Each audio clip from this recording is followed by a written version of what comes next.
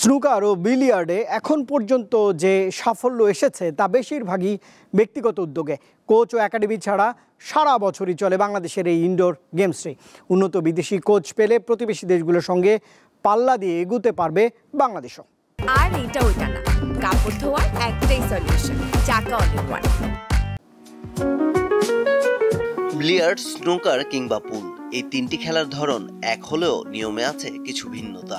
সাধারণত বিলিয়ার্ড খেলা হয় 3টি বল দিয়ে, আর স্নুকার খেলতে লাগে 15টি বল, আর টেবিলটাও একটু বড়। আর পুল খেলা হয় 8 বলে।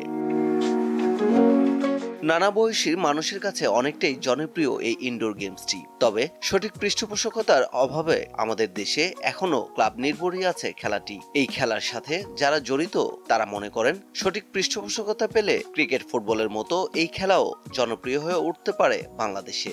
বাংলাদেশে আমরা টেবিলও বানাই না এবং ইম্পোর্ট ডিউটিটা অনেক হাই। এটা যদি আমরা অ্যাডজাস্ট করতে পারি, নিঃসন্দেহে বাংলাদেশেও এই খেলাটা পপুলার হবে। রুট লেভেলে নিয়ে যেতে হবে। আমরা এখনও ইকুইপমেন্টের যে দাম এবং ট্যাক্সের কারণে এইটা ক্লাবগুলো বেশি খুলছে না। ফেডারেশন থেকে আমাদের ইন্টেন্স কাজ করতে হবে এই গেমটাকে পপুলার করার জন্য। স্নুকার্স ফেডারেশনের কার্যক্রমে হতাশ অনেকেই। স্নুকার্স খেলার সামগ্রিক আরোপিত কর অব্যাহতি দিলে আরো জনপ্রিয় হয়ে উঠতে পারে এটি। অল ক্লাস টেবল যদি আনতে হয়, এখন ডিউটি সহ পড়ে যায় অলমোস্ট 30 লাখ টাকার উপরে। কোনো কারণ ছাড়াই এই টেবিলের ডিউটি অনেক বেশি। কোনো একাডেমি নেই, আর সরকার থেকে আমরা এখনও কোনো নির্দিষ্ট স্থান পেইনি যেখানে আমরা টেবিলগুলি সেট করে বাইরে থেকে প্রফেশনাল কোচ নিয়ে এসে আমরা খেলাটা শিখতে পারবো।